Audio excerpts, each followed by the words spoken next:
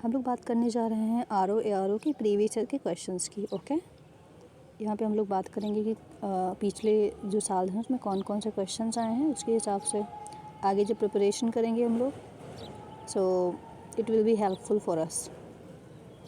थोड़ी सी डिस्टर्बेंस हो सकती है, सो सॉरी फॉर दैट। या फर्स्ट क्वेश्चन पढ़ते हैं। प्रमाणिक बीज थैलों पर प्रयोग किए जाने वाला टैग का रंग क्या है? तो इसका होगा नीला। वेट अ बिट, या रेड कलर, ओके, इसका ए होगा नीला। एक्सप्लेनेशन देखते हैं। प्रमाणीकरण के लिए बीज की 3 श्रेणियां हैं: प्रजनक बीज, आधार बीज और प्रमाणिक बीज।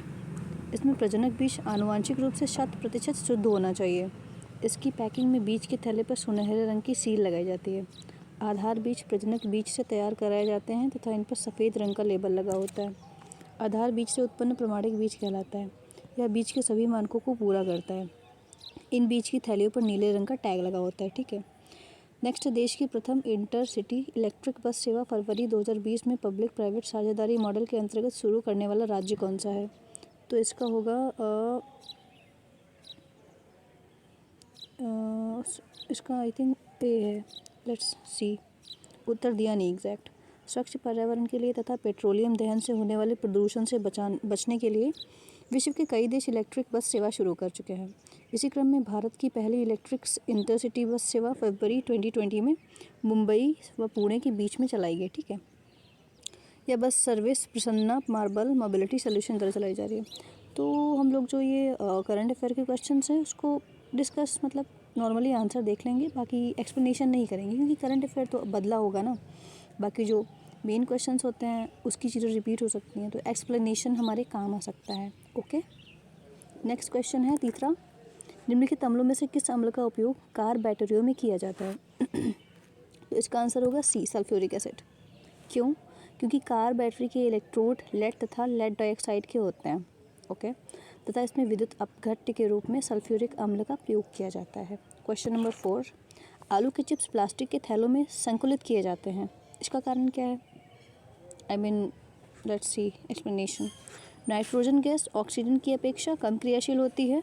आलू चिप्स आधे नाइट्रोजन गैस में पैक किए जाते हैं, तो यह चिप्स को ऑक्सीडाइजिंग से बचाती हैं। साथ ही में चिप्स में बैक्टीरिया आदि भी नहीं बनते, इसलिए चिप्स लंबे समय तक कुरकुरे रहते हैं। तो नाइट्रोजन के वातावरण में रखते हैं। आलू के प्लास्टिक के थैले जो हम लोग यूज़ करते हैं डेली यूज़ में, है ना, तो हम लोग को यही फोकस करना है कि कुछ क्वेश्चन हम लोग देखेंगे कि जो डेली लाइफ हमारी है उससे रिलेटेड होते हैं।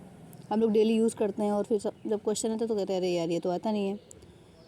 तो जो भी डेली हम लोग चीज़ों को यूज़ करते हैं, जिन चीज़ों से हमारा काम लगता है, उन पे फोकस करके हमको देखना चाहिए कि इसमें क्या है। थोड़ा खोजी टाइप के बनना चाहिए। ओके, तो वो चीज़ सही रहेगी हमारे नॉर्मल इन्फॉर्मेशन के लिए भी। Next question. ठोस अशुद्धियों के शुद्धिकरण के लिए निम्नलिखित में से कौन सी प्रक्रिया उपयोगी नहीं है? तो इसका आसवन होगा। एक्सप्लेनेशन पढ़ते हैं। ऊर्ध्वपातन तथा क्रिस्टलीकरण का प्रयोग ठोस अशुद्धियों को शुद्ध करने में किया जाता है, जबकि आसवन विधि से तरल अशुद्धियों का शुद्धिकरण किया जाता है। उदाहरण के लिए प्रभाजी आसवन विधि द्वारा पेट्रोलियम में पेट्रोल, डीजल तथा अन्य उपलाद अलग किया जाता है। तो प्रभाजन से जो है पेट्रोलियम जो होता है वो पूरा मतलब मिक्स होता है, उसमें जो पेट्रोल, डीजल, मिट्टी का तेल सब कुछ उसी से निकलता है, तो उसको शुद्ध करने के लिए आसवन का प्रयोग करता है। ठीक है। नेक्स्ट क्वेश्चन है 6। सफ़ेद प्रकाश में उपस्थित निम्नलिखित रंगों में से कौन सा रंग शीशा के प्रिज्म द्वारा सबसे कम विचलित होता है? तो ये क्वेश्चन हम लोग देखते हैं 10th की जो साइंस है नॉर्मली, उसमें बहुत क्वेश्चन ये आते हैं इस टाइप के। तो सबसे कम जो विचलन होगा वो रेड कलर का होता है, सबसे ज़्यादा विचलन होता है बैंगनी कलर का होता है, विबग्योर, है ना, वायलेट, इस टाइप से हम लोग देखते थे। तो इसका एक्सप्लेनेशन देखते हैं। रेड आंसर होगा। जब सफ़ेद प्रकाश को प्रिज्म से गुजारा जाता है तो वह 7 रंगों में विभक्त हो जाता है। इस घटना को वर्ण विक्षेपण कहा जाता है तथा प्राप्त रंगों के समूह को वर्णक्रम कहते हैं।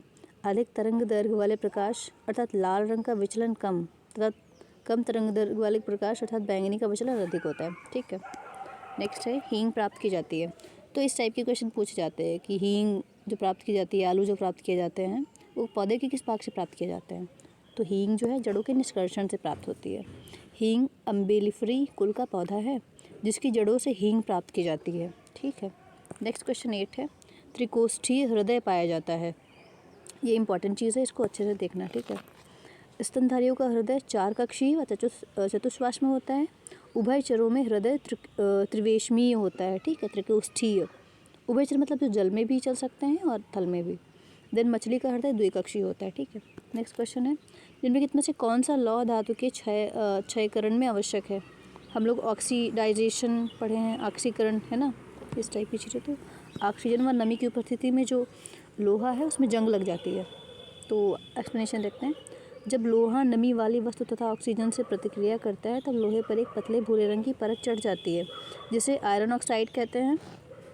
साधारणतः भाषा में यह आयरन ऑक्साइड ही लोहे पर लगी जंग है, जिससे लोहे का धीरे धीरे क्षय होने लगता है। नेक्स्ट क्वेश्चन है, निम्नलिखित में से कौन सा पदार्थ पृथ्वी पर प्राकृतिक रूप से पाया जाने वाला सबसे कठोर पदार्थ है? ये तो वही 10th की आई थिंक जो साइंस थी, है ना, उसका फर्स्ट चैप्टर ही था, कार्बन और कार्बन के अपर रूप। तो हीरा पृथ्वी पर पाए जाने वाले सभी पदार्थों में सबसे कठोर हीरा है। यह कार्बन का अपर रूप है। नेक्स्ट क्वेश्चन है, महासागर में डूबी हुई वस्तुओं की स्थिति जानने के लिए निम्नलिखित में से किस यंत्र का प्रयोग करते हैं?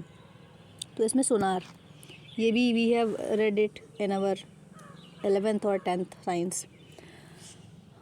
तो महासागर में डूबी वस्तुओं की स्थिति जानने के लिए सोनार नामक यंत्र का प्रयोग किया जाता है। सोनार में पराश्रव्य तरंगों का प्रयोग किया जाता है। पराश्रव्य, जिनका जो उनकी आवृत्ति होती है वो हम लोगों के सुनने से परे, मतलब काफ़ी ज़्यादा होती है। ऑडियोमीटर का प्रयोग ध्वनि की तीव्रता को मापने के लिए किया जाता है। ऑडियोमीटर, देखो ऑडियो दिया है इसमें, ऑडियो से आवाज़ सुनते हैं हम लोग, तो उसकी तीव्रता मापने के लिए। गैल्वेनोमीटर का प्रयोग अल्प विद्युत धारा मापन के लिए किया जाता है। सेक्टेंट का प्रयोग दो पिंडों के बीच कोशीय दूरी मापने के लिए, ठीक है। तो ये चीज़ें आ सकती हैं नेक्स्ट टाइम। अगला क्वेश्चन है, रामसर सम्मेलन संबंधित है। तो ये आर्द्र भूमि के संरक्षण से संबंधित है। ईरान के रामसर में आर्द्र भूमियों का संरक्षण संबंधित सम्मेलन 2 फरवरी 1971 को संपन्न हुआ था, ठीक है।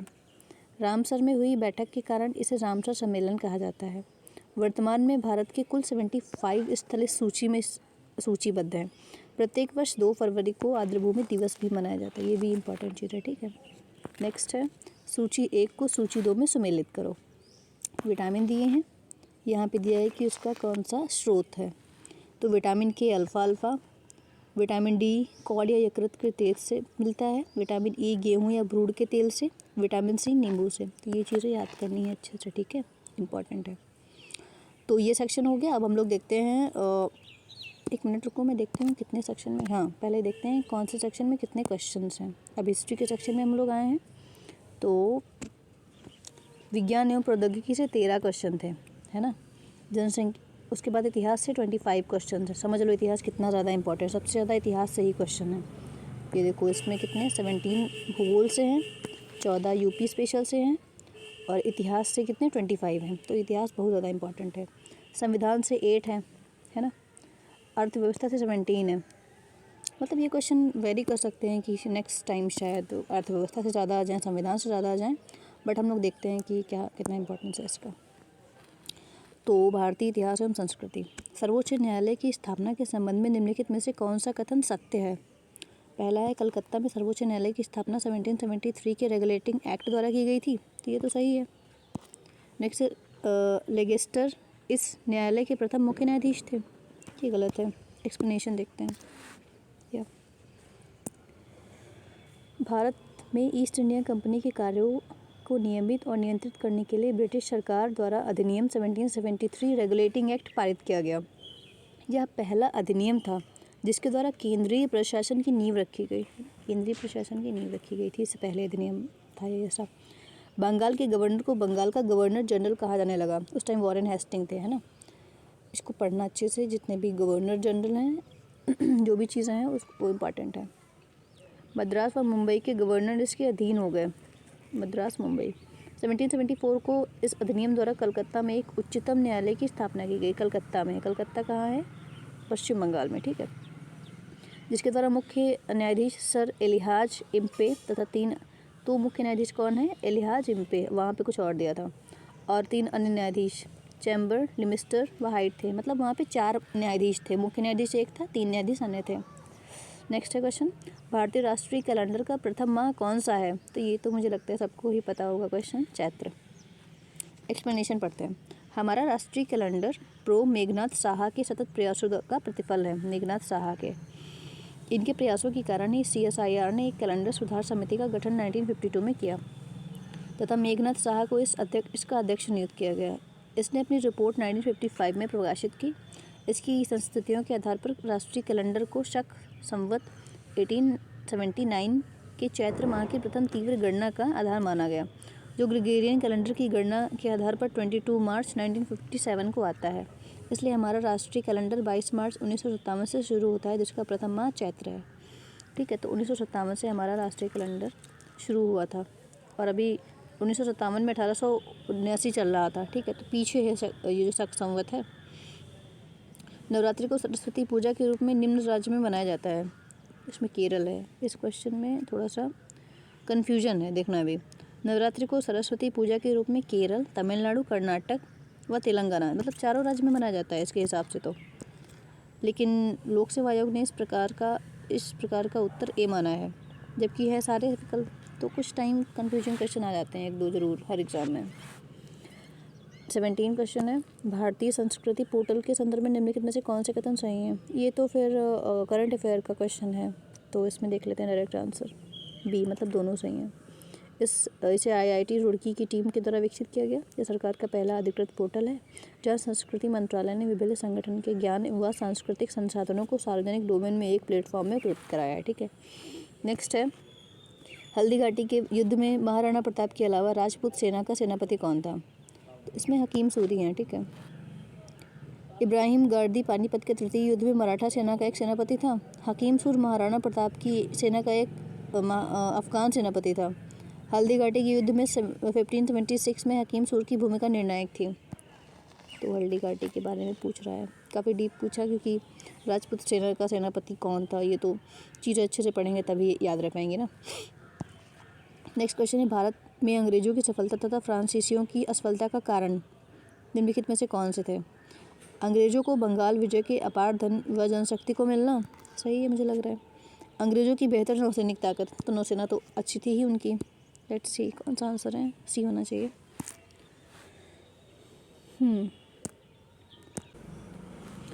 अंग्रेजों की सफलता के प्रमुख कारणों में जो सर्वप्रमुख था, ब्रिटिश सरकार का ईस्ट इंडिया कंपनी के कार्य में कम से कम हस्तक्षेप, है ना। तो जो ब्रिटिश सरकार इंग्लैंड में बैठी हुई थी वो कम से कम हस्तक्षेप कर रही थी यहाँ पे इंडिया के जो मामले थे, जिसके कारण अंग्रेज गवर्नर तथा अधिकांश स्वतंत्र निर्णय ले पाते थे। इस कारण से बंगाल विजय संभव हो पाया, जिससे अंग्रेजों को अपार धन व जनसाथी दोनों प्राप्त हुए। इनकी नौसैनिक श्रेष्ठता भी अद्वितीय थी, तो नौसैनिक श्रेष्ठता भी अच्छी थी। इसकी विपरीत फ्रांसीसियों की भारत में असफलता का प्रमुख कारण था फ्रांसीसी सरकार का फ्रेंच कंपनी पर लगातार दबाव बनाकर अपने हिसाब से गवर्न करना। जो फ्रांसीसी सरकार थी वो काफ़ी ज़्यादा मतलब इन पे बताती थी कि कैसे क्या करो कैसे नहीं करो। नेक्स्ट है 20, निम्नलिखित में से कौन सा सम्मिलित नहीं है ना। तो ये हम लोगों को डेट पता होनी चाहिए, तो बताएंगे कौन सा सम्मिलित नहीं है। तो ये देखते हैं एक्सप्लेनेशन। राजद्रोही सभाओं को रोकने का अधिनियम 1907 में आया था। यहाँ पे क्या दिखा 1908, मतलब यही गलत है। और जो भी विस्फोट पदार्थ अधिनियम 1908 में आया था। भारतीय फौजदारी कानून संशोधन 1908 में आया था। समाचार पत्र अपराधों के लिए प्रोत्साहन अधिनियम 1908 में आया था। ठीक है, तो ये हो गया। नेक्स्ट है, सूची एक को सूची 2 में मिलाना है। तो ये विद्रोह दिए हैं और हम लोग को डेट बतानी है। तो देखते हैं, बंगाल नील विद्रोह 1859-60 में हुआ था। दिगंबर विष्णु विश्वास इसके नेता थे। पाबना किसान विद्रोह 1873-76 के अंतर्गत हुआ था। सुरेंद्रनाथ आनंद बोस। रंपा विद्रोह 1879-80, अल्लूरी शिवराम राजू, ऐसा ही कुछ नाम है, दिख नहीं रहा अच्छे से। जयंतिया विद्रोह 1860 से 63 में हुआ था। जमातिया के किसान तो बंगाल नील, ये याद कर लो, यहीं पे याद कर लो ये अगर हो सके तो। जैसे बंगाल नील विद्रोह जो है 59 से 60 में हुआ था। पाबना विद्रोह 73 से 76 में हुआ था। रंपा विद्रोह 79 से 80। जयंतिया विद्रोह 60 से 63, 18 में सब हुए थे, है ना। दिल्ली सल्तनत के किस शासन ने अपने आप को खलीफा घोषित किया था। तो यहाँ पे मुबारक खिलजी हैं। कुतुबुद्दीन मुबारक खिलजी, खिलजी वंश के सुल्तान अलाउद्दीन खिलजी का तृतीय पुत्र था। तो अलाउद्दीन खिलजी के बाद वैसे भी खिलजी वंश तो था, उसका ज़्यादा उन्नति नहीं हो पाई, डिक्लाइन होने लगा था। तो उनके ही पुत्र थे, खुद को खलीफा घोषित कर दिया। अलाउद्दीन की मृत्यु के बाद मलिक काफूर ने इसे कैद कर लिया या कैद से निकल भागा तथा सफलतापूर्वक लगभग 4 वर्षों तक शासन किया। इसने अल इमाम खिलाफत की उपाधि धारण की, है ना। तो ये चीज़ें हैं। 23 क्वेश्चन, निम्नलिखित में से कौन आज़ाद हिंद फौज से जुड़े नहीं थे? तो ये देखते हैं कौन नहीं था। द्वितीय विश्व युद्ध के बाद ब्रिटिश सरकार आज़ाद हिंद फौज के अधिकारियों तथा सैनिकों को, क्या लिखा है ये समझ नहीं आ रहा अच्छे से, इन पर मुकदमा चलाया जिसमें पीके सहगल, गुरु सिंह तथा शाहनवाज को फांसी दी गई और रशीद बख्शी को 7 वर्ष कारावास की सजा दी गई। बीसी दत्त का संबंध 1946 में हुए नौसेना विद्रोह से है, तो बीसी दत्त नहीं है इससे संबंधित, ठीक है। शाहनवाज, रशीद अली, पीके सहगल सारे लोग जो हैं आज़ाद हिंद फौज से रिलेटेड हैं। तो हमको पता ही आज़ाद हिंद फौज जो है सुभाष चंद्र बोस जी द्वारा बनाई गई थी सबसे पहले। आई थिंक जापान में एक दूसरे थे इंडिया के, उनके द्वारा बनाई गई थी। फिर जब सुभाष चंद्र बोस जी वहाँ गए तो उनको दे दी गई थी इसकी कमान। नेक्स्ट क्वेश्चन है, 1942 में भारत छोड़ो आंदोलन के बारे में निम्नलिखित में से कौन सा कथन सत्य नहीं है? इसका नेतृत्व महात्मा गांधी द्वारा किया गया। कांग्रेस को एक असंवैधानिक संस्था घोषित कर दिया गया। यह एक अहिंसक आंदोलन था या स्वतःस्फूर्त आंदोलन था? ये तो सही है, ये भी सही है। इसका नेतृत्व महात्मा गांधी ने कहाँ किया था? क्योंकि शुरुआत में ही सबकी गिरफ्तारी हो गई थी, तो नॉर्मली तो ए होना चाहिए आंसर, बट यहाँ पे शायद कुछ और दिया है। लेट्स सी, इसमें बी दिया है। भारत छोड़ो आंदोलन 8 अगस्त 1942 को नेताओं की गिरफ्तारी के बाद एक स्वतःस्फूर्त आंदोलन हो गया। इन आंदोलन का नेतृत्व महात्मा गांधी द्वारा किया गया। साथ ही यह अहिंसक आंदोलन नहीं था। इस आंदोलन के दौरान यह तथ्य भी आया कि कांग्रेस एक असंवैधानिक संस्था है। लोक सेवा आयोग ने इस प्रश्न का उत्तर बी माना है, जबकि सही उत्तर ए अथवा सी होना चाहिए। तब जबकि यह आंदोलन स्वतः स्फूर्त था, इसका नेतृत्व महात्मा गांधी कैसे कर सकते हैं? हाँ, सही बात है। आंदोलन के दौरान अनेक हिंसक झड़पें हुई, अतः यह कहना कि अहिंसक था बिल्कुल गलत है। नेक्स्ट क्वेश्चन है, निम्नलिखित संधियों में से किसके द्वारा भारत परिषद इंडिया काउंसिल को समाप्त किया गया? तो 1935 का जो अधिनियम था उसके द्वारा भारत परिषद को ख़त्म कर दिया गया। इसका आंसर एक्सप्लेनेशन देखते हैं। भारत शासन अधिनियम 1935 द्वारा भारत परिषद को समाप्त कर दिया गया। राज्यों में द्वैत शासन समाप्त कर केंद्र में द्वैत शासन लागू कर दिया गया। शक्तियों का विभाजन कर दिया गया। शेष जो बची शक्तियां थी वो गवर्नर जनरल में निहित कर दी गई। वर्तमान भारतीय संविधान 1935 के भारत शासन अधिनियम के आधार पर निर्मित किया गया है। तो मोस्ट ऑफ जो हमारे आज के संविधान में चीज़ें हैं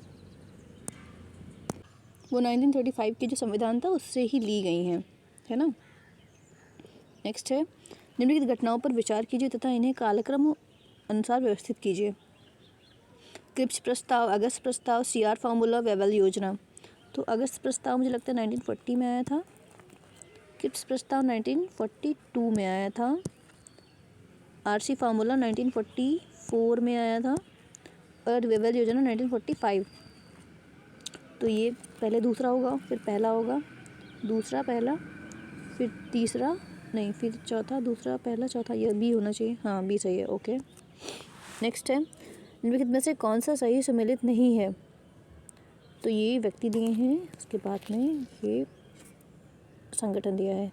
यंग बंगाल आंदोलन, बहिष्कृत हितकारिणी सभा, ज्योतिबा फुले। तो ये तो अम्बेडकर जी की है ना, तो यही गलत होगा। तो यंग भंग आंदोलन हेनरी विलियम डिजोरियो जो थे उनके द्वारा बनाया गया था। थियोसॉफिकल सोसाइटी कर्नल ऑलकॉट के द्वारा। United Indian Patriotic Association Syed Ahmad Khan के द्वारा। ठीक है, नेक्स्ट है 28 कूट दिए हैं और कारण और वो दिया है। ठीक है, CCRT का उद्देश्य शिक्षा को संस्कृति से जोड़ना था। इसका अधिकतम क्या है? शिक्षा एवं संस्कृति के लिए सांस्कृतिक संसाधन एवं प्रशिक्षण केंद्र CCTR की स्थापना वर्ष 1979 में की गई। तो इसका ए है, दोनों सही है और व्याख्या भी सही कर रहा है। नेक्स्ट है, बांग्ला उत्सव निम्न राज्य में मनाया जाता है। बांग्ला उत्सव, तो इसमें है बी, मेघालय की गारो जनजाति द्वारा बांग्ला उत्सव मनाया जाता है। उर्वरता देवता के समान में मनाया जाता है। मिजोरम की फसलों के रोपण के समय चारकुट, भीमकुट और पावलकुट नाम के 3 त्यौहार मनाए जाते हैं। सोलाकिया नृत्य मिजोरम से संबंधित है। तो ये जो एक्स्ट्रा इन्फॉर्मेशन है वो काम आ सकती है नेक्स्ट एग्ज़ाम में हमारे। और नेक्स्ट क्वेश्चन है लाठी क्लब की स्थापना निम्नलिखित में से किसने की थी? तो बाल गंगाधर तिलक ने लाठी क्लब की स्थापना की थी। बाल गंगाधर तिलक जनता को धार्मिक तथा सांस्कृतिक रूप से सुसंगठित करना चाहते थे। इसके लिए इन्होंने शिवाजी उत्सव, गणपति उत्सव, लाठी क्लब, अखाड़ा क्लबों की स्थापना की। नेक्स्ट है ईश्वर के बारे में सोचने के लिए मेरे पास वक्त नहीं है क्योंकि अभी इस धरती पर ही बहुत काम किया जाना है। इसका स्वामी विवेकानंद जी ने बोला था कथन। ठीक है, निम्नलिखित घटनाओं पर विचार कीजिए। क्लाइव का पुनः भारत आगमन, इलाहाबाद की संधि, बक्सर का युद्ध, वॉरेन हेस्टिंग का भारत का गवर्नर बनना। तो भारत के गवर्नर आई थिंक 1973-74 में बने थे ये। बक्सर का युद्ध हुआ था 1964 में। इलाहाबाद की संधि 1965 में हुई थी। क्लाइव का पुनः आगमन कब हुआ था मुझे याद नहीं आ रहा अच्छे से। ओके, यहाँ पे दिया होगा। बक्सर का युद्ध 22 अक्टूबर 1964। क्लाइव का आगमन 1965 3 मई को। अच्छा सॉरी। इलाहाबाद की संधि अगस्त 1765। वारन भारत का गवर्नर 1974 में बना। तो इसका बी सही है। ठीक है, 3-1-2-4 3-1-2-4। ओके, नेक्स्ट है सूची 1 को सूची 2 के साथ सम्मिलित करो। इलाहाबाद की संधि हम लोग जानते हैं 1765 में हुई थी। एक्सला सैपल की संधि डुप्ले की पद से हटने का, एक्सला ला बुर्दला सेल का मद्रास पर अधिकार। तो इलाहाबाद की संधि 1765 में हुई थी। एक्सला सैपल की संधि 1748 में हुई थी। ठीक है, ला बुर्दना सेल मद्रास पर अधिकार 1746। डुप्ले का पद से हटना 1754 में हुआ था। ठीक है, रश्मनामा किस हिंदू ग्रंथ का फारसी अनुवाद है? ये तो पता ही होगा, महाभारत। रामायण और महाभारत का फारसी भाषा में अनुवाद अकबर के हुक्म से मुल्ला अबुल कादिर बदायूनी ने किया था। नेक्स्ट है निम्नलिखित युद्धों पर विचार कीजिए तथा उन्हें कालक्रम में व्यवस्थित कीजिए।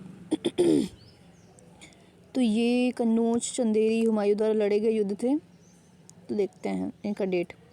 कन्नौज जो है वो 1540 में लड़ा गया था। चंदेरी 1539 में लड़ा गया था। सॉरी, चौसा का युद्ध।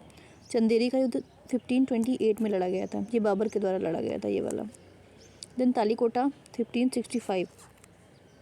ठीक है, तो ऐसे मिला लेंगे हम लोग। इसका आंसर होगा बी। नेक्स्ट क्वेश्चन है निम्नलिखित घटनाओं को उनके कालक्रम के अनुसार व्यवस्थित करो। गांधी इरविन समझौता 1931 में हुआ था। वेट 1931 में हुआ था। पूना पैक्ट कब हुआ था? 1932 में हुआ था। पूर्ण स्वतंत्रता की घोषणा आई थिंक 46 में हुई थी, 1946। सविनय अवज्ञा आंदोलन 1930 में हुआ था।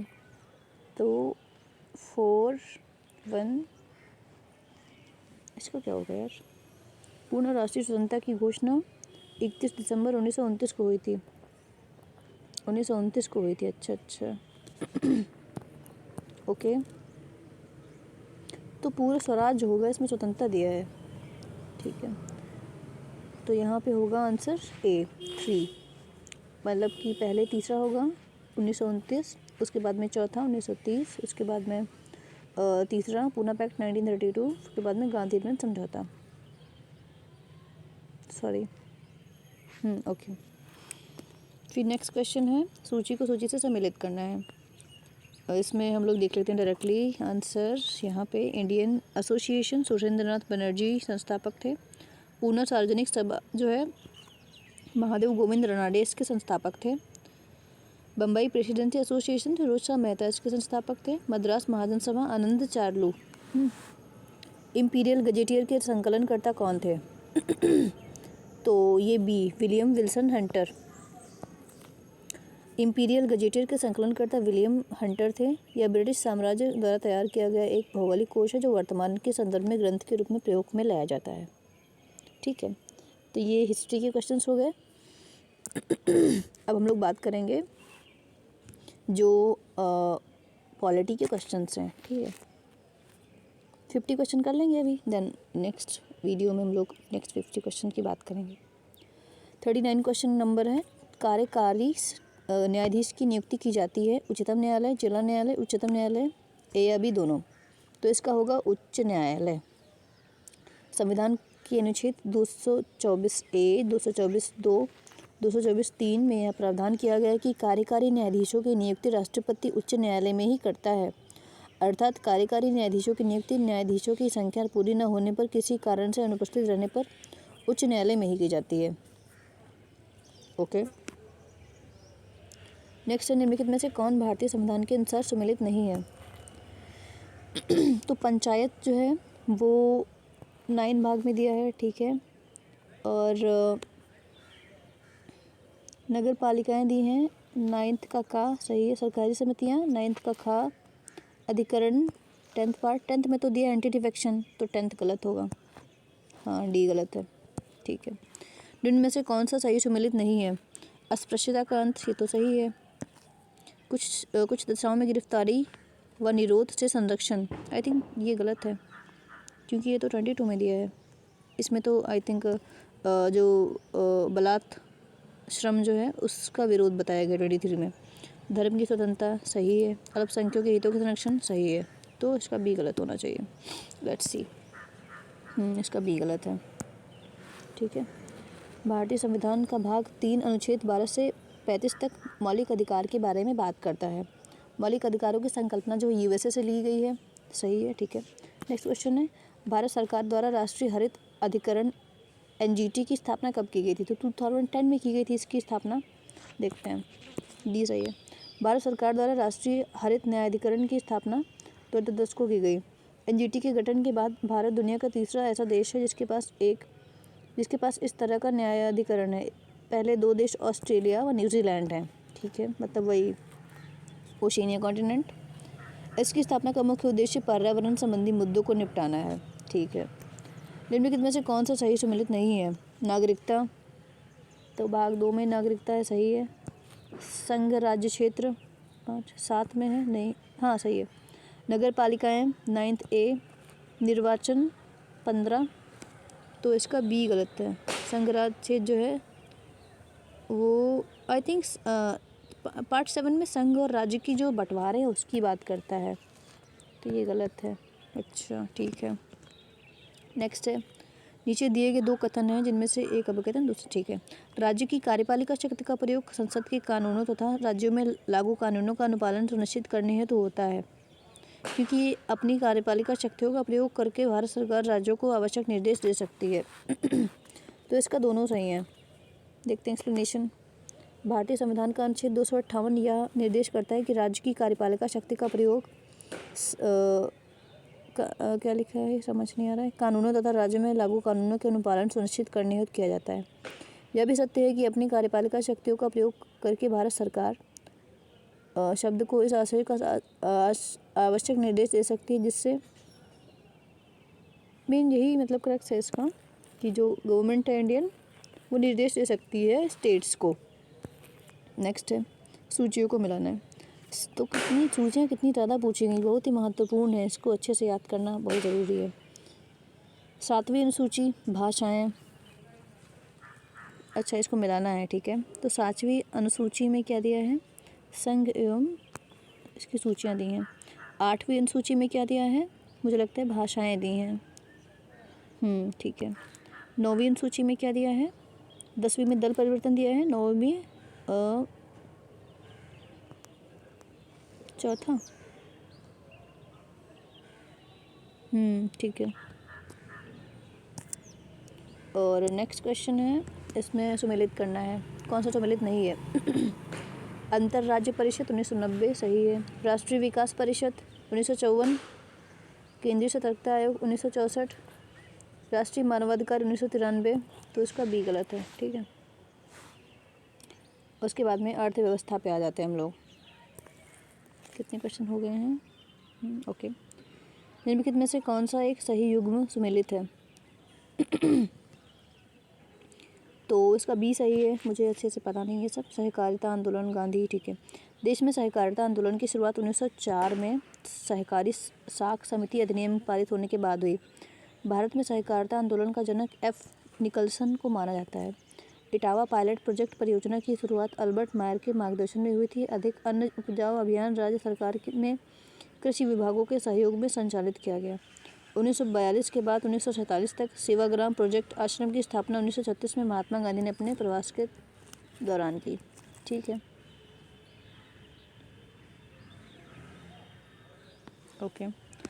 नेक्स्ट है यहाँ पे नीचे दिए गए कूट से उत्तर का चयन करो। बैंक है और प्रकार दिए गए उसके। तो इंडियन बैंक एक सार्वजनिक प्रकार की है जिसकी स्थापना 15 अगस्त 1907 में हुई थी। आईसीआईसीआई बैंक जो है निजी प्रकार की है, 1994 में हुई थी इसकी स्थापना। सिटी बैंक की स्थापना 1912 में हुई थी, विदेशी बैंक है सिटी बैंक। इसका मुख्यालय न्यूयॉर्क में है। शाश्वत बैंक सरकारी बैंक है जिसकी स्थापना 14 सितंबर 1918 को हुई थी। नीचे दो कथन दिए हैं, ठीक है। ऑपरेशन ट्विस्ट के अंतर्गत आरबीआई एक ही समय में अल्पकालीन प्रतिभूतियों को बेचकर दीर्घकालीन प्रतिभूतियों को खरीदता है क्योंकि इस ऑपरेशन का मुख्य उद्देश्य दीर्घकालीन निवेश को बढ़ाना है। तो इसका ए सही है, दोनों सही हैं, ठीक है। तो ऑपरेशन ट्विस्ट तो करंट अफेयर का है। निम्नलिखित में से 50वां क्वेश्चन, निम्नलिखित में से व्यवसाय का सामाजिक उद्देश्य क्या है? नवाचार, रोजगार सृजन, जोखिम प्रबंधन, व्यवसायिक समन्वयन। सामाजिक उद्देश्य, तो देखो कितना कन्फ्यूजिंग लग रहा है, सामाजिक पूछ रहा है। मुझे लग रहा है कि व्यवसायिक समन्वयन होना चाहिए। Let's see. नवाचार व्यवसायिक समन्वयन तथा व्यापार व्यवसाय में जोखिम प्रबंधन व्यवसाय के आर्थिक उद्देश्य हैं। अच्छा, जबकि व्यवसाय के सामाजिक उद्देश्य में प्रथम उद्देश्य रोजगार सृजन है। इसके अतिरिक्त व्यवसाय की वैयक्तिक चारित्रिक विशेषताएं भी उसके व्यवसाय के सामाजिक उद्देश्यों के अंतर्गत रखी गई, जैसे अपने ग्राहकों को उसका व्यवहार, समाज और राष्ट्र के प्रति उसकी नागरिकता की हैसियत से भूमिका इत्यादि। ओके। नीली क्रांति निम्नलिखित में से किससे संबंधित है?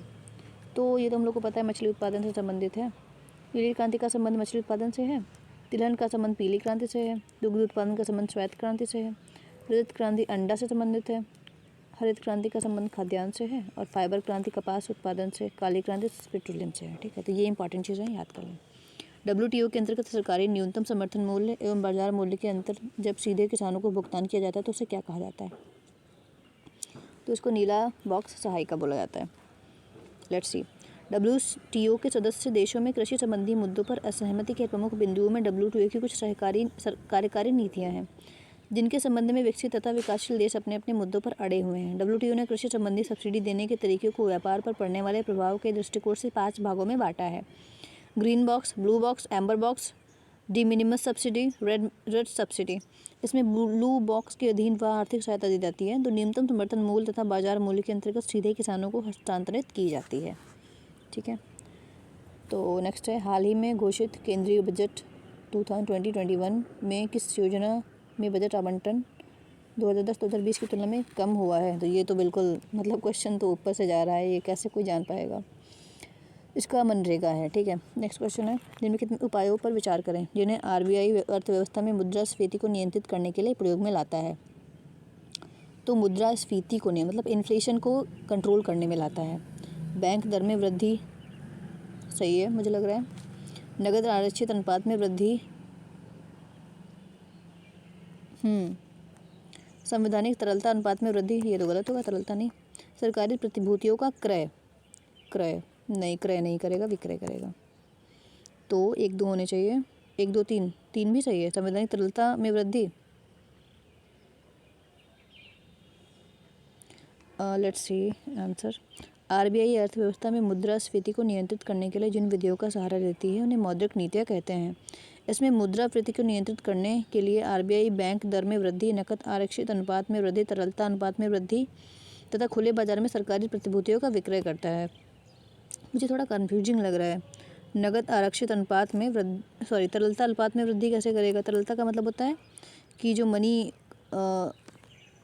कंट्री में फ्लोटिंग मनी है वो बढ़ रहा है, तो अगर बढ़ेगा तो इन्फ्लेशन बढ़ेगा, मुझे जहाँ तक पता लग रहा है, बट इसमें ये दिया है, चलो ठीक है।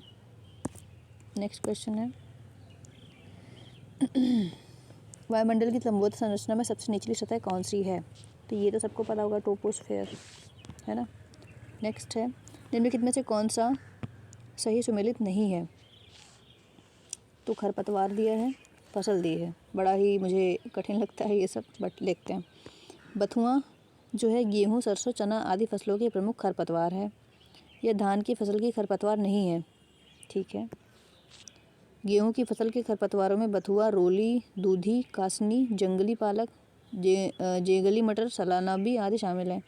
धान की फसल के खरपतवारों में शामिल है इकाइनोक्लोआ, ओहो इतनी अंग्रेजी नाम, क्लोनम छोटा सावक, इकाइनोक्लोआ कुसगल्ली सावक, इल्यूनिक्स इंडिका महुआ आदि।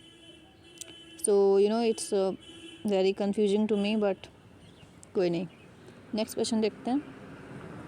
सूचियों को मिलाना है, मौसम दिया है और फसल दी है।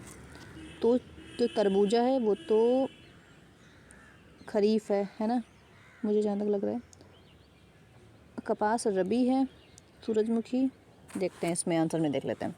सूरजमुखी सभी मौसम में है, खरबूजा जायद है, ओ मैं गलत थी। कपास खरीफ है, वर्षा। अलसी रबी है। जायद की सभी फसलों में तेज़ गर्मी और शुष्क हवा सहन करने की क्षमता होती है। इसमें प्रमुख तरबूज, खरबूज, ककड़ी इत्यादि हैं। रबी की प्रमुख फसलें हैं गेहूँ, चना, अलसी, सरसों।